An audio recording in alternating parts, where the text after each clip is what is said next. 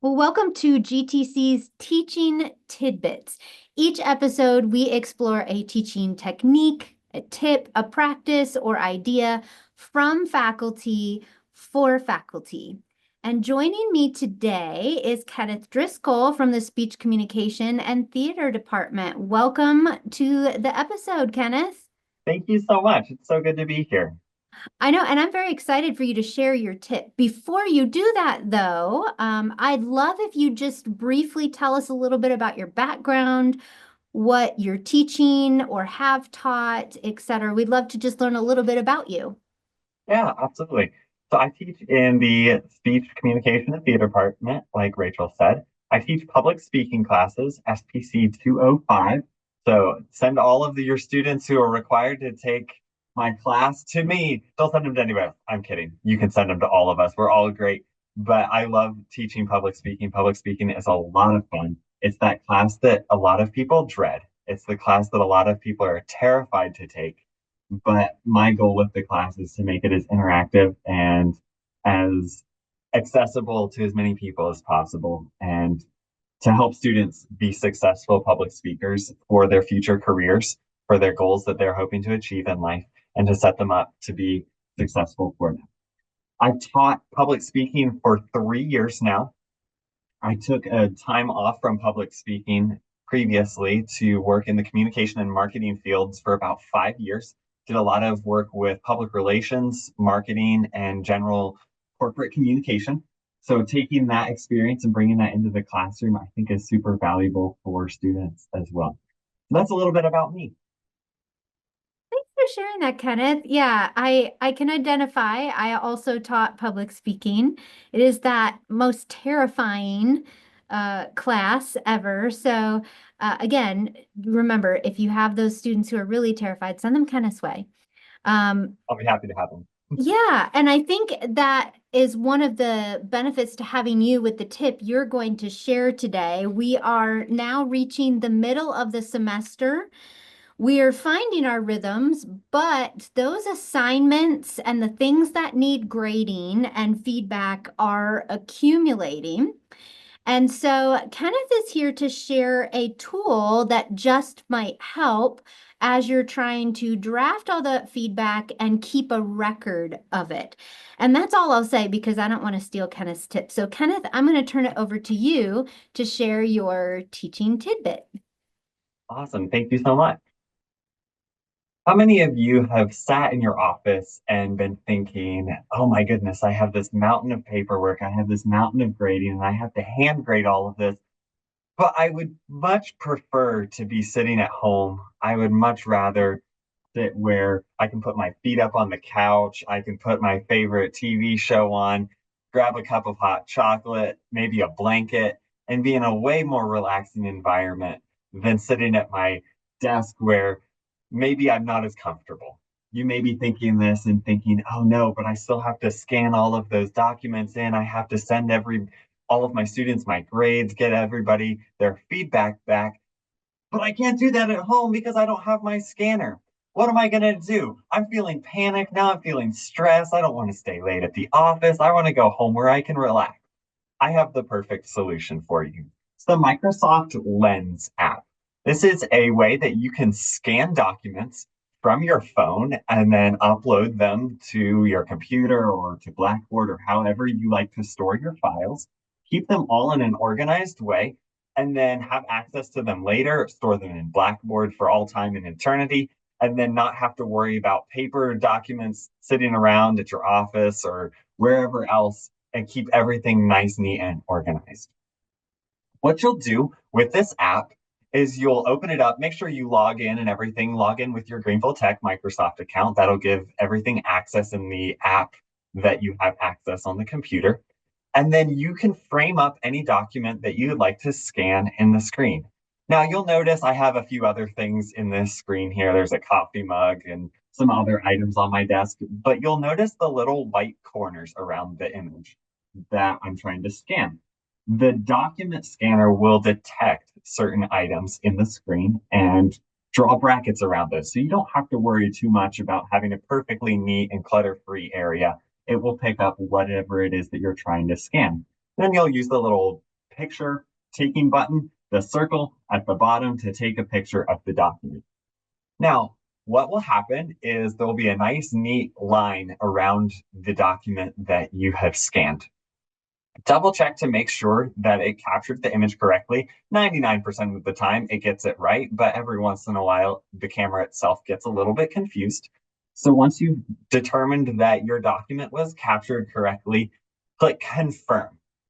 Now, you'll notice that it readjusted. You noticed before that maybe it wasn't perfectly centered or squared up. The document scanner will realign everything and adjust all of your proportions so that it's all nice and square. You don't have to worry about lining up your camera perfectly every time. You'll also notice that coffee mug that I had sitting on my desk is casting a little shadow across the top. That's a little unfortunate, isn't it? A little disappointing, maybe not as professional as I would like to have my scans look as I send them back to my students. Down at the bottom, there's a little filter button. If you click on that filter button, it will pull up a bunch of different options of ways you can filter the document that you've scanned. It'll remove discoloration or lighting or any other weird things going on. And if you click the document option, that's the favorite one that I have that I use all the time, just to the left there, it will clean it all up and make it nice and crisp for you. Looks so much better now. And then you can use any of the other options for filters if you'd like. But those there are ways that you can adjust the lighting for these documents. After a while, if you use the same one over and over and over again, the app will actually remember that that's the one that you've used, and you won't have to select this every single time as you go. But for the first several times, you'll need to select the choice that you like. But moving forward, it will automatically default to that one, which is super nice, cuts out an extra step. Now that you have your document scanned, you'll need to save it on your phone or to another location so that you can access it. To do this, you'll click the Done button at the bottom, and it will pull up a menu that allows you to choose locations where you can save the scan. Now, I personally like to use the Photo app on my phone to save my scans. I have a Mac and I have an iPhone, so the two of those talk together really easily. If you don't have a Mac or an iPhone, this works just as well for you. I'm going to show you a different way that you can do this. But this is the way that I like to do it. So I'll start with the Mac option and then I'll show you the PC option as well. I save it to my Photos app, like I mentioned. And in my Photos app, then I have all of these images there together. And then what I'll do is I'll just airdrop them over to my computer. I do a lot of my work at home on my Mac because that's just what's comfortable for me and easy to use. And then once they're on my Mac, I can rename the files easily and just drag and drop them right into Blackboard and upload them easily for my students to see. Now, if you don't have a Mac or an iPhone, no worries. If you logged in with your Microsoft account, you have access to all of your Microsoft features, including OneDrive. OneDrive is a great way that you can store all of these images, and then you'll have access to them on your phone, and then you can just pull up OneDrive on your computer, and then you'll see all of your saved files in OneDrive on your computer. You can rename the documents on your phone by clicking the little three dots down at the bottom right corner of each image. You can rename them there. You can rename them on your computer. And then once again, drag and drop them right into Blackboard from your PC, just like you would do if you had a Mac.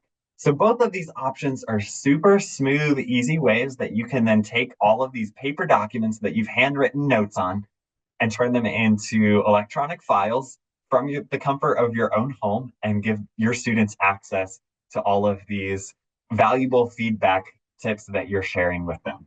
So you don't have to feel that sense of panic. You can feel that sense of accomplishment and success to be able to be there for your students and provide them with all of the valuable feedback that you love to provide them with. Wow, thank you so much, Kenneth. I'm actually super excited about this. I don't do that extensive amount of grading anymore. I was sitting here while you were sharing how this app works and thinking, where was that app when I was still teaching in the speech department?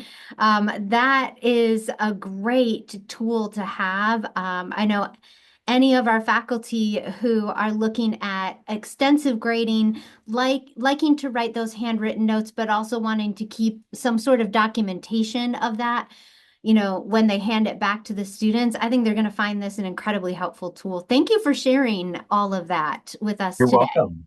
Yeah. Well, if you want to continue the conversation with Kenneth, you are welcome to reach out to him. His email is on the screen. Of course, you can find him in Outlook, but it's kenneth.driscoll@gvltec.edu. And I know he'd welcome the opportunity to chat further. If you have questions you'd like answered or specific topics you'd like to see covered in the video series, please send those my way, and I will work to make sure that we highlight those in future episodes. Or, as I always say, if you have a teaching tidbit worth sharing or you know someone who does, please also let me know. I'd love to invite them to share their ideas and their tips on an episode to share with our faculty here at GTC. Well, that's this episode of GTC Teaching Tidbits, and we will see you next time.